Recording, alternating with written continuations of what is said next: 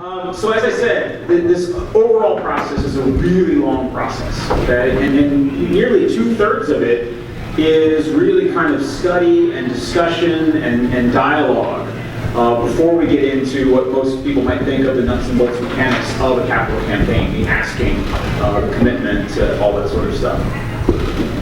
We need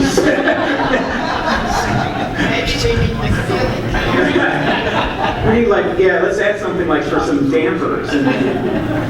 All right, so, we really sort of kick this back off in February and March with this information phase. So there's 3 big phases of the campaign, right? So there's, my coffee down. All right, there's 3 big phases of the campaign. There's the information phase, the inquiry phase, and then the invitation phase, okay? Where we are right now, here on June 2nd, is just sort of ending the information phase. The information phase really sort of culminates with this case statement. What I'll be presenting to you today is kind of the tentative case statement. We have a relatively limited window of the next couple weeks to sort of finalize that. And there'll actually be a formal document, right? Something that we can all kind of go through and read and understand that is this case statement. Okay? The case statement really is one of the, and the case statement comes from really the distillation of the entire dream catching process. So all the work that Gay did with her committee to really listen to all of you and all these different ideas. And let me just pause there and both thank Gay for leading that. It was really a great effort. Thank you, Gay. But also thank all of you for the dreams that you spent time considering and submitting. Every channel that we put out there, from the POCs to anonymous suggestions to the groups that we put together, every one of them was used. And I think we ended up with something like nearly 30 pages of dreams to sort of come boil down and distill into what I'm going to present to you all today. From my perspective, the very first phase of this, the information phase, was an overwhelming success. We had great participation, great dreams, and really we couldn't have asked for anything more. As I said, though, what we've really done in the last month, and I do realize that the committee maybe has kind of gone away, right? So the last big thing about this was about a month ago. The committee's been working really hard to really get that down into this tentative case statement that I'm going to present to you today. I will conclude sort of with that. That's the last thing I'm going to get to, because that's really the gateway for the discussion that we'll have here in subsequent weeks. But I do want to point out that, again, 30 pages of dreams, 1 slide with about 8 different items on it. How do those 2 things fit together? There's 3 things I want to say about the dreams that you all contributed. One, they could appear just kind of in one of the categories that's up here, right? So if there's something that's really important to you that you don't see reflected, just ask, right? Again, this is not about trying to eliminate things. It's trying to get something, together that we can kind of all put our hands around. So if there's something that's really important to you, ask, because it may be in one of the categories that we have up here. It's just not listed out in this sort of summary view, right? It certainly will be when we put the full case statement together. Another thing that may be the case, and I'll use an example here. One of the dreams that came up a few times was curriculum for some of the Christian education, right? That's not necessarily a great capital campaign item, mainly because it's not that expensive and doesn't really need sort of ongoing funding. That doesn't mean that we're not going to do it, right? Because with some of these capital campaign items and the budget that will free up from our normal operating budget, the vestry can then invest in things like that when we go through our annual budgeting process. So another place where those dreams might have ended up, if they're not just kind of under a larger heading or category, is something the vestry is going to go do just as part of our operating budget. And so again, the dream catching process serves as a great foundation for the current and future vestries to understand where the mind of the parish is and where they'd like to see us go. The third case is, admit we're all human. like leech onto my son's sermon earlier today. We may have made a mistake, so this is also important why if there's something that's really important to you that really got you passionate about what we're doing here and you don't see it in either of those two categories, we may have missed it. So again, this process over the next few weeks is to make sure that we really have a good handle on those things. Okay? So this case statement, again, today is the tentative case statement. It's draft on it, and we're not going to be handing out a big document. That will be forthcoming in the next few weeks. But we'll be handing out this case statement. That really serves as the foundation for this next phase, right? So again, we're really kind of this transition between one phase and the next. In the inquiry phase, which again, the big dates are June 21st through 24th, but there's some time ahead and some time after that for parts as well. But it's really centered around those 3 or 4 days. Thank you. We'll be doing two things, right? We'll be doing a survey, and we'll be doing face-to-face interviews, right? So again, from another sort of call to action and an opportunity for participation, when you get the case statement, which again will be made available a number of different ways, online and physically, mailed to people in the church, on the website, everywhere else, read through that, and then participate in either the survey or the interviews, okay? And really give your feedback. Make sure that you have the time allocated to do that. From that, Andy, our consultant, will then come back at the end of July and present to the vestry a summary of findings, and then we'll present all of that to the church as well. And then in the August vestry meeting, first one back from the summer, that's when really we'll be making the decision. That's when we'll move from this sort of 2/3, what could we do as a capital campaign? How would it work? What would we invest in? Where would we get funding? To a decision about, yes, we're going to move forward or not. So that will be in that August meeting. If the decision is yes, then we'll move into the invite phase, which is, again, kind of the nuts and bolts mechanics that probably most of you all think about when you think about a capital campaign. Any questions about the timing or where we are or what's next or kind of the key documents or decisions along the way? Does all generally make sense? Okay. Maybe this was like a 5-minute excursion of just something that's really important to me, because when I first got my mind around this, I was thinking, it's going to be like a 1 or 2 month sort of thing and we'll be done. It just doesn't work that way. It's a long sort of process, and we need to sort of give time for it to breathe, because we all have different schedules and different opportunities to participate, and we want to ensure kind of maximum participation. Can't be. All right, so just a recap, again, because everybody has different schedules, not everybody could be at the TED a few weeks ago where Matt went through some of the basic finance sort of pieces. There's 2 points that I want to just pull back out as summary from that discussion. Right, so one is this topic of income diversification. This capital campaign fits under the larger strategy that the vestry has around income diversification.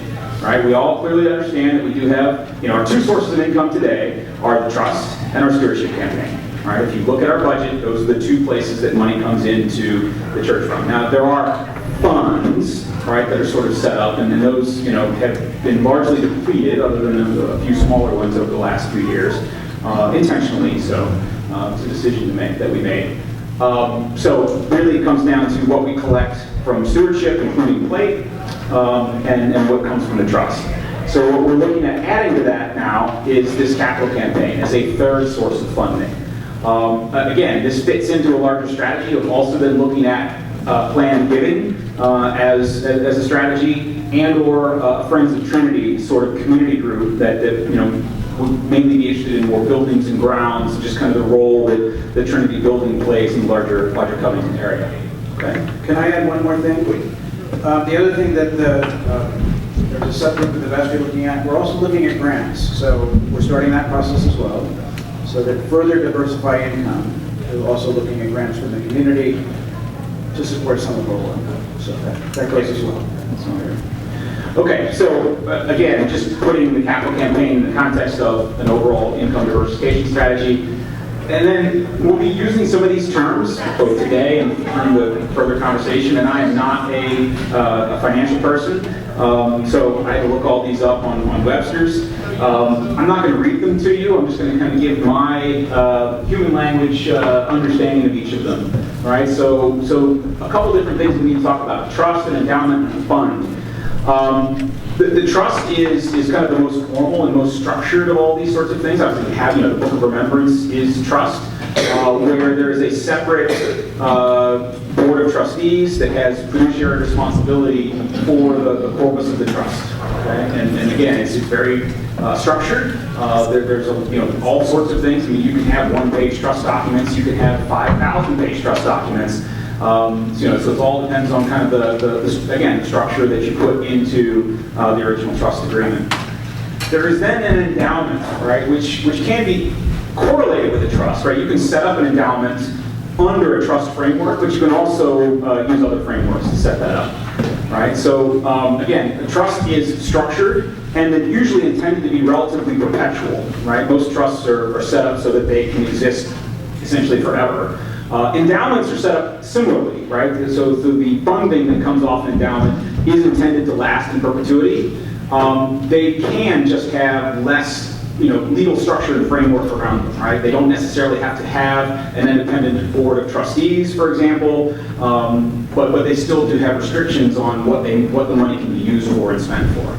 And then lastly, kind of the least structured piece really is a fund. Right? And again, in this terminology, this is a fortunate case that we use the same word to mean a couple different things. We've talked about vestry funds in the past. This is not that. That's kind of even a lower level of structure, kind of almost to be structureless, other than it's just an accounting mechanism of fund accounting. But this is really just a specific supply.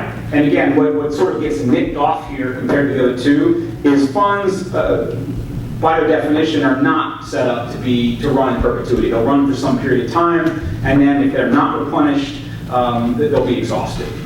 Okay? So try to do my best to sort of explain those as simply as I understand them. Everybody clear on the difference between those? Okay. All right, the set funding that would come out every year. So it is on the list, right? But it's a long list, right? So it would kind of be up to the Fiscal Resources Commission to decide, hey, we're getting our funding from the endowment this year. What's the most important things to go to? But it's absolutely on the list. Does that make sense? What's in the kitchen menu, some of it is a larger ice maker. It's one of the very specific things. So just...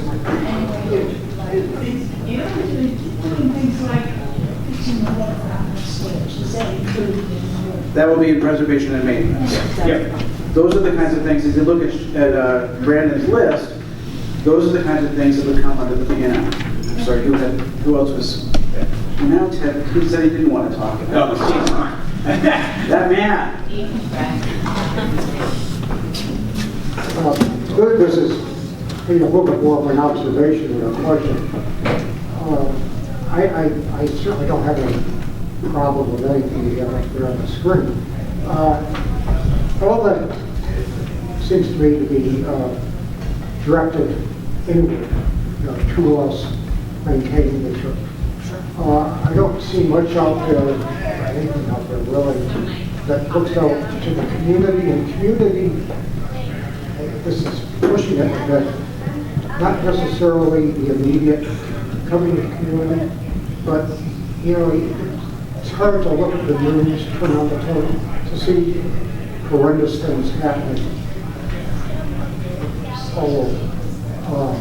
And I'm not getting specific here, but probably. But it bothers me a little bit that this doesn't at least have a nod towards what broadly considered as outreach, and that's really So I will mark that up to a failure of my presentation versus a failure of the campaign. So, because it is a point that I wanted to bring up. So one of the things that came back to me, and I think the committee overall very clearly through this overall process, is really the need for, let's say, abundance thinking, right? We're really thinking in terms of, yes and instead of either or.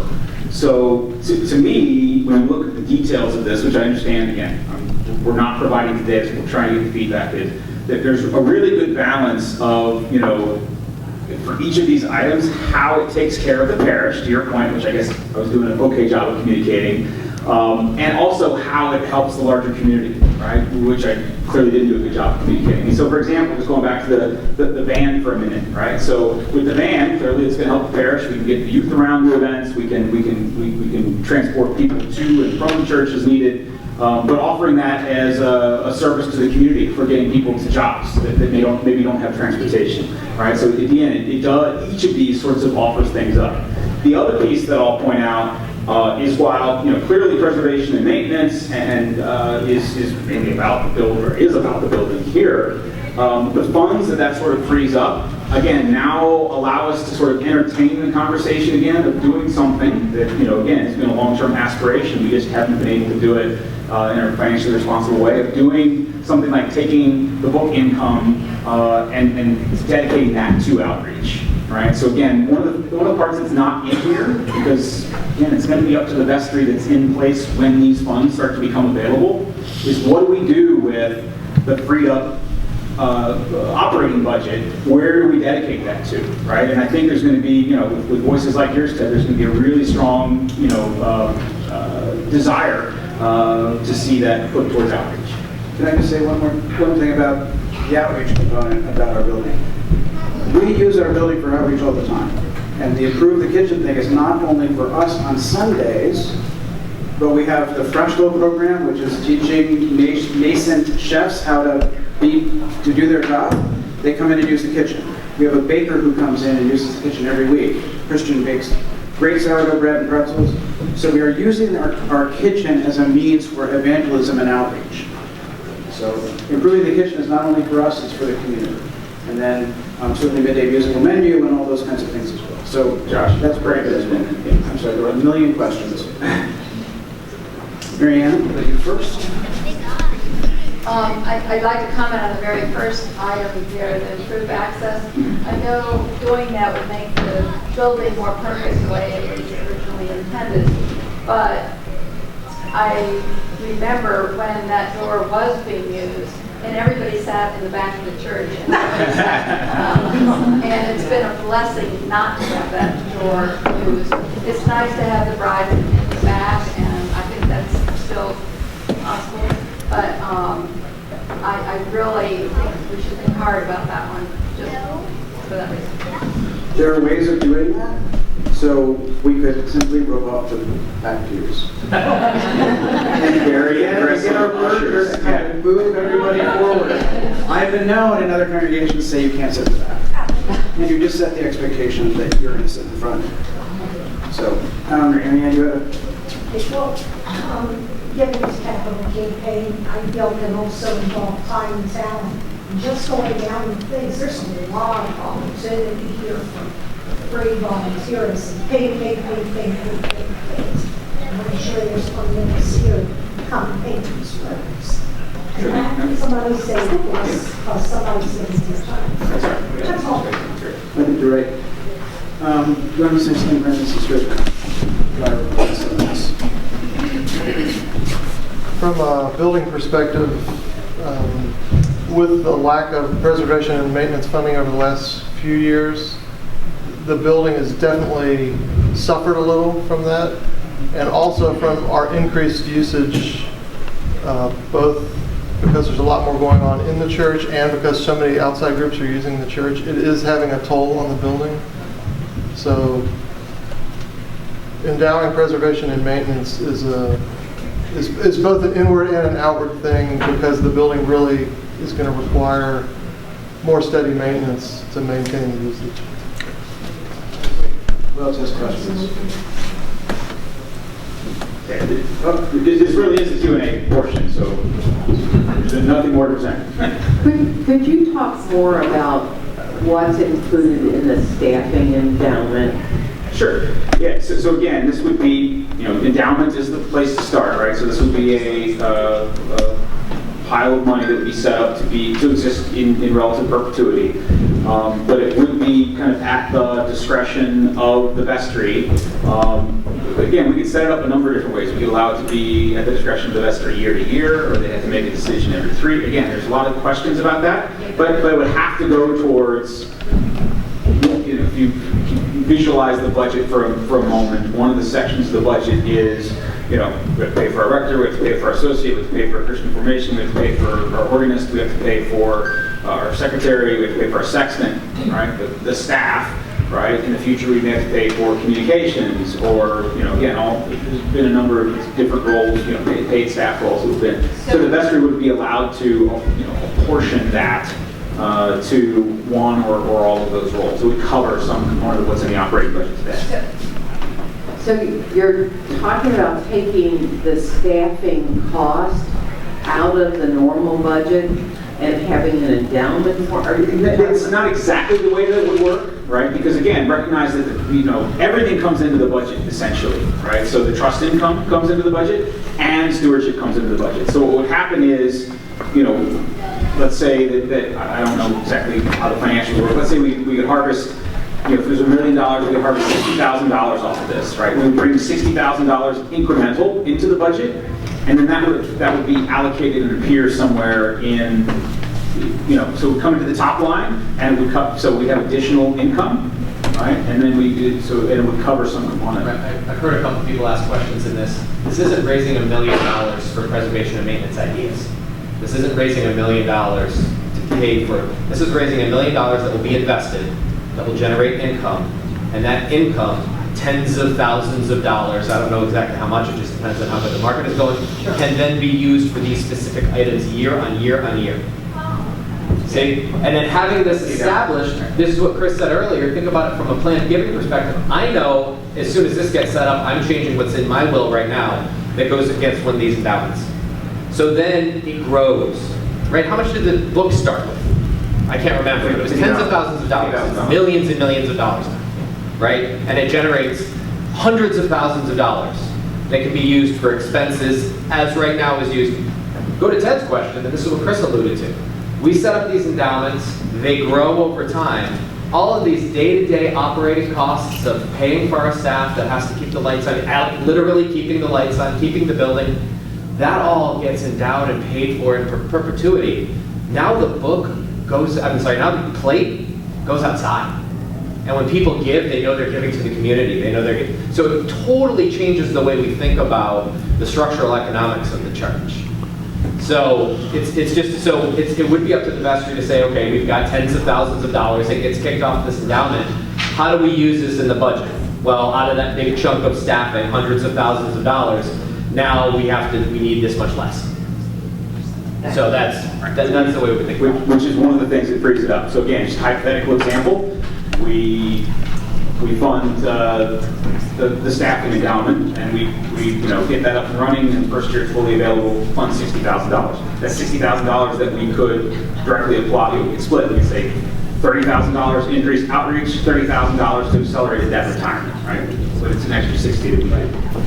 I'm making that up. Yeah. Gene?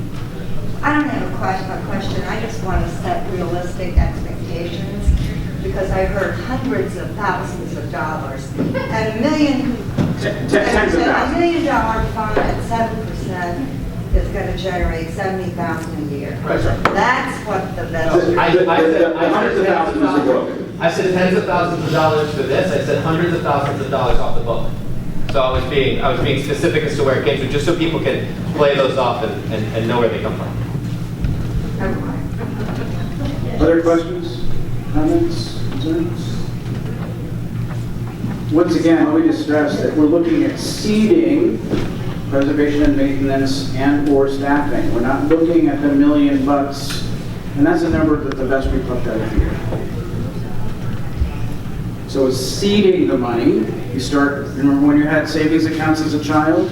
And you started with 50 cents and you added a quarter, and then there was a better rate of return than there ever has been in my adult life. And your money grew. And over time, so this is seeding the endowments. The endowments would remain in perpetuity. They're not funds, but they're endowments. So the capital would remain. Maureen? Chris?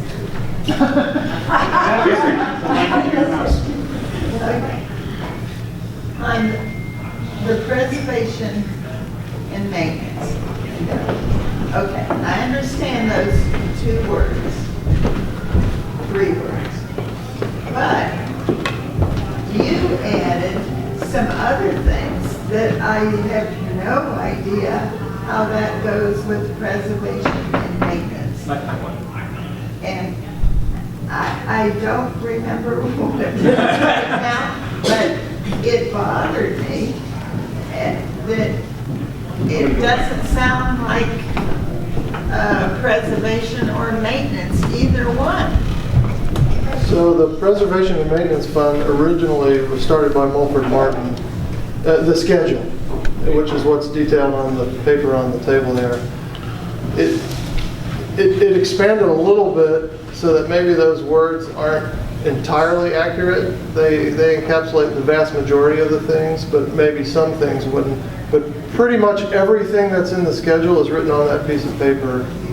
So it's all things like replacing carpet, rebuilding equipment, buying new equipment, computers, furniture, painting, replacing light fixtures. It's all that kind of stuff, as opposed to day-to-day things like buying toilet paper, small repairs like if the dishwasher breaks down, that sort of thing. So that piece of paper basically covers everything. I mean, some of the things I combined just to make the list not so long. But. So I think, Arlene, I think I understand what you're saying. Because I think what Chris said was, if we, let's say we have $1 million and it's generating 4%, we're going to take 4% out. So that's $40,000 that we can use for preservation and maintenance every year. That frees up the $40,000 in our budget for something else. I think that's where Chris was saying, so we have the $40,000 from the endowment, we take that in. That frees up the $40,000 that would have come out of plates and trust. And then, so we would then use that $40,000 that was for preservation and maintenance for the old budget for something different.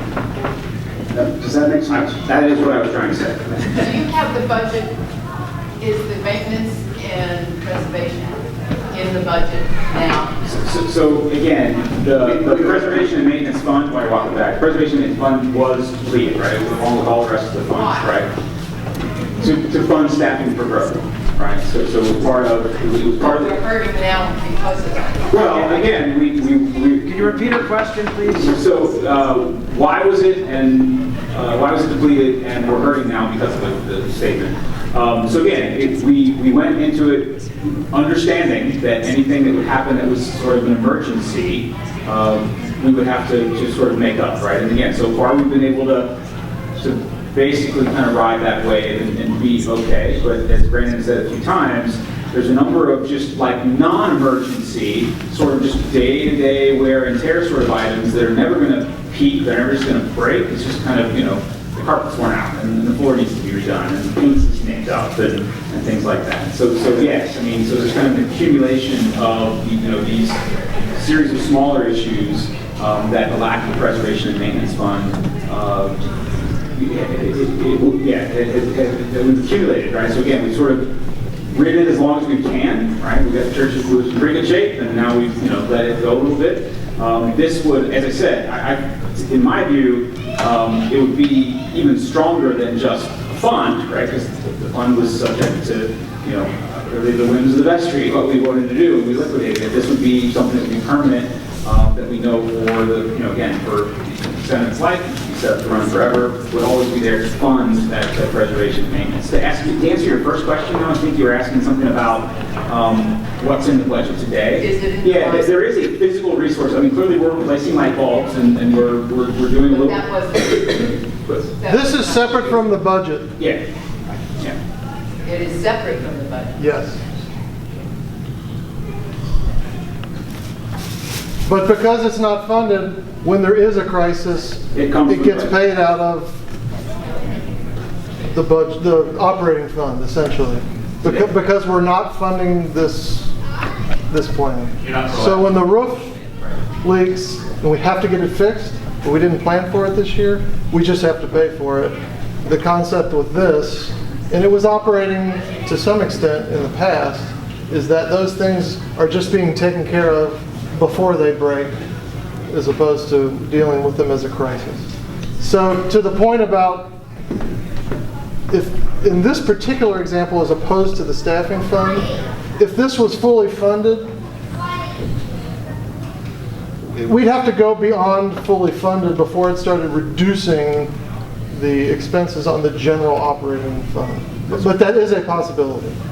So if you Yeah, because staffing we're paying for today, right? And again, there's a staffing situation. So what we decide to do, again, hypothetically, is, staffing fund, we approve that, or we decide to make that part of the campaign, and we decide to add a new position, communications director. That's not going to relieve any pressure on the current budget because that position doesn't exist. If however, we decided to fund, the music position or the director position, then it would, right? So there's some more flexibility there. It's a really important point around the fiscal resources, the Preservation and Maintenance Fund, is it's going to be funding things that just aren't being done today, right? It is net new. It just stopped sort of the maintenance schedule. And dealing with emergency. Sorry, Jean, go ahead. Just a couple pieces of clarification, please, on this. First, the original Preservation and Maintenance Fund was depleted, but it was depleted for preservation and maintenance. So we didn't use it for other things.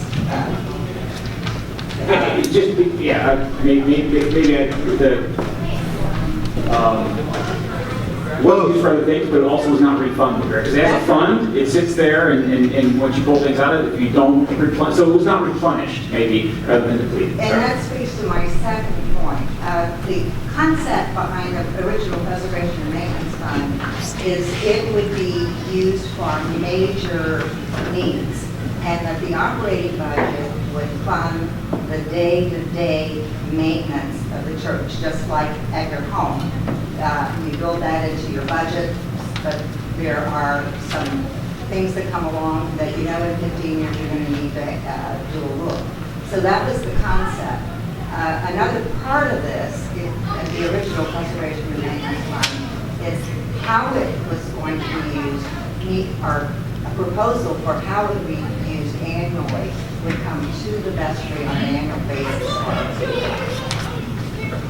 Thank you. I gotta get to Gary's been holding your hand up for a while, and then I'll go to Gina. When Mulford set this up, we had a nice long spreadsheet, and all these things were listed, and something would be done every 3 years, every 5 years, every 10 years, and that was all planned out. And now that we don't have that anymore, there are lots of things that simply haven't been done. I can't remember how long the tuck pointing has been on the list, but hasn't had anything done for it. Like painting the bell tower spires. I remember coming down Madison Avenue and seeing Gary and Brandon up there painting. And that was right after we had the bells tuned and rehung. So, those spires are up there. They're wood. They're in the elements. They're probably not a big deal, but it's the beautification of these things. On the other hand, you can't neglect things like tree service when one of the limbs cracks. It's got to be done right away because you didn't have the tree service come last year. So, a long time ago, Gay and I and somebody else were talking about the painting of this room, and it still hasn't been done. And that's been like 3 or 4 years ago. Because we just don't have the money for it. Thank you. So that plan still exists, that spreadsheet, which is what is essentially detailed in the document on the tables, just not in spreadsheet form. And if it was funded, it would function exactly as Derek described. And Gene is also correct that every year the vestry gets a list of these are the items that are up for doing this year, and here's the amount of money, and we're switching these around because this thing broke early, etc. And that is exactly how it would work. And it was functioning for several years. It's only in the last few years that it has not.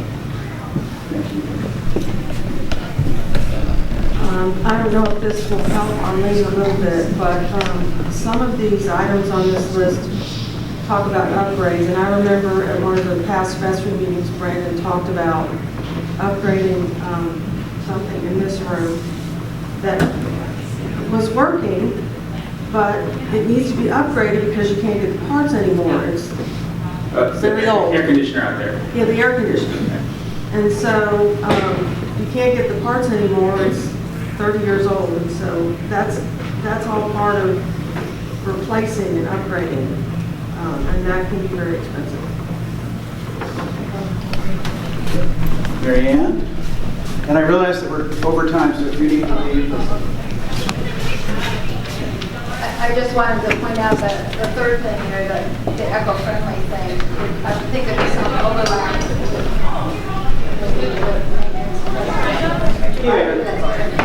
So again, that could create new maintenance, new things that we have to maintain moving forward. But there is actually, again, some cost savings and there's actually getting more of the physical equipment like the air conditioners and the chillers and things like that onto computer control systems so that we can manage, manage those costs a little bit better too. So yeah, that's a great point. And also there's an energy audit was also on there, so that we can look at the energy use we have and reduce our footprint. So things like that are part of the... Okay. So again, we're going to wrap it up. I'm going to stay around, so if anybody else wants to come ask some questions, talk about anything one-on-one, that's great. Again, appreciate everybody that